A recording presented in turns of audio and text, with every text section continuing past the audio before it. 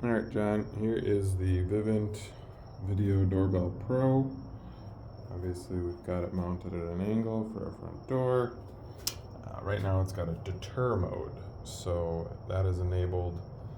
That basically plays a sound when somebody enters its field of vision, blinks the light.